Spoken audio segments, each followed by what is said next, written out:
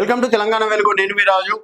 కాంగ్రెస్ పార్టీకి ఒకటి కాకపోతే ఇంకోటి ఏదో ఒకటి అంటే ట్రెండింగ్ ఉంటుంది. సొంత పార్టీ నేతలు విమర్శించడం అనేది మరి కాంగ్రెస్ పార్టీలో ఉన్న నేతలకు అలవాటు అయిపోయిందా, లేకపోతే హైకమాండ్ చెప్పినట్టు వినట్లేదా అనేది ప్రస్తుతం జరుగుతున్నటువంటి పరిణామాలు చూస్తే అర్థమవుతుంది. జీవన్ రెడ్డి ఇప్పుడు సరికొత్తగా జీవన్ రెడ్డి గారు సీనియర్ నాయకులు. ఒకనొక దశలో రేవంత్ రెడ్డి గారి కన్నా ముందు పిసిసి అధ్యక్షుడిగా తన పేరు కూడా అనౌన్స్మెంట్ కావడం అనేది కూడా జరిగింది. సో ఎమ్మెల్సీగా కూడా అంటే కాంగ్రెస్ అధికారంలో లేనప్పుడు 2019లో తను ఒక్కడే కాంగ్రెస్ పార్టీ నుంచి ఎమ్మెల్సీగా గెలవడం అనేది జరిగింది. వైఎస్ హయాంలో కేబినెట్ మంత్రిగా కూడా జీవన్ రెడ్డి గారు చేశారు. అలాంటి జీవన్ రెడ్డి గారు ఇప్పుడు కాంగ్రెస్ పార్టీ పైన విమర్శలు చేస్తున్నారు. సో నన్ను మేకలా బలిచ్చారు, ఆ ఇద్దరు మంత్రుల వల్లే నాకు మానసిక హింస, మాజీ మంత్రి జీవన్ రెడ్డి సంచలన వ్యాఖ్యలు చేశారు. మళ్ళీ ఇక్కడ కూడా ఎవరు టార్గెట్ ని చేస్తున్నారు అంటే శ్రీధర్ బాబు, అలాగే అడ్లూరి లక్ష్మణ్. సో ఈ మధ్య అడ్లూరి లక్ష్మణ్ గారు అయితే రీసెంట్ గా మొన్న పొన్నం వర్సెస్ అడ్లూరి లక్ష్మణ్ గారు కావచ్చు, అలాగే మళ్ళీ వివేక్ వర్సెస్ అడ్లూరి లక్ష్మణ్. ఇప్పుడు మళ్ళీ ఇక్కడ జీవన్ రెడ్డి గారు కూడా అడ్లూరి లక్ష్మణ్ పేరు ప్రస్తావించడం అనేది జరిగింది. సో దీపావళి పండుగ పూట తన మనసులోని ఆవేదన అంతా తెలంగాణ కాంగ్రెస్ సీనియర్ నేత మాజీ ఎమ్మెల్సీ జీవన్ రెడ్డి బయటకు వెళ్ళగక్కారు. సోమవారం ఆయన జగిత్యాలలో మీడియాతో మాట్లాడుతూ తను మానసిక హింసకు గురి కావడానికి మంత్రులు శ్రీధర్ బాబు, అడ్లూరి లక్ష్మణే కారణమని సంచలన ఆరోపణలు చేయడం అనేది జరిగింది. ఆ ఇద్దరి వల్ల రోజు ఎంతో క్షోభను అనుభవిస్తున్నానన్నారు. రాష్ట్రంలో కాంగ్రెస్ పార్టీ అధికారంలోకి వచ్చాక తనను మేకలా బలిచ్చారని కీలక వ్యాఖ్యలు చేశారు. తనకు ఏ పదవులు అవసరం లేదని, ఇక నుంచి కార్యకర్తలను కాపాడుకోవడమే తన పని అని పేర్కొన్నారు.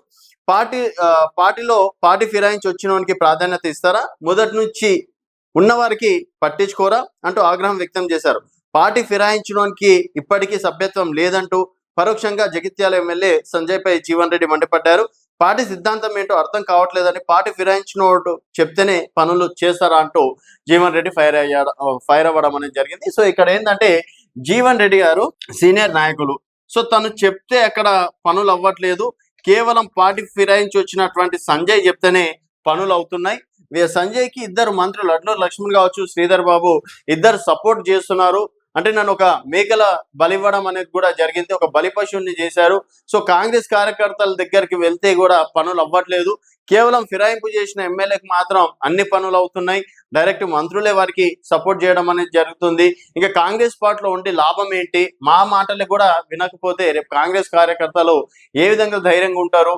సో రేపు ఏ పార్టీ గెలిచినా ఇంకెవరో వస్తే వారి మాటనే వింటారా, లేకపోతే కాంగ్రెస్ పార్టీ కోసం 10 సంవత్సరాలు అధికారంలోకి తేవడం కోసం కార్యకర్తలు పడ్డ కష్టానికి కొంచెమైనా విలువ ఇవ్వరా అంటూ కూడా జీవన్ రెడ్డి గారు ఇండైరెక్ట్ గా చెప్పడం అనేది జరిగింది. సో జీవన్ రెడ్డి గారు ఇప్పటికి ఎన్నో కామెంట్స్ చేసినా కూడా అధిష్టానం పెద్దగా పట్టించుకోవట్లేదు. మరి ఫిరాయింపు ఎమ్మెల్యేల పైన ప్రస్తుతం సుప్రీంకోర్టులో కూడా కేసు నడుస్తుంది. సో వాళ్ళు కాంగ్రెస్ పార్టీలోనే ఉన్నారని చెప్పేసి కాంగ్రెస్ పార్టీ నేతలే చెప్పుకొస్తున్నా కూడా మరి స్పీకర్ గారు ఇంకా నిర్ణయానికి ఒక 15 రోజులు 20 నెల రోజులు సమయం మాత్రం ఉంది.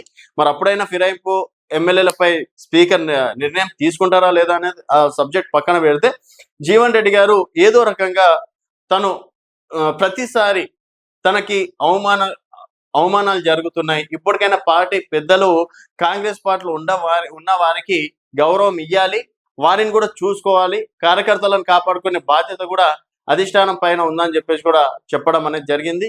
మరి శ్రీధర్ బాబు గారి పేరు, అడ్లూరి లక్ష్మణ్ గారి పేరు తీయడం వెనుక మరి ఇంకేదైనా కోణాలు ఉన్నాయనేది వేచి చూడాల్సిన విషయం. చూస్తూనే ఉండండి తెలంగాణ వెలుగు.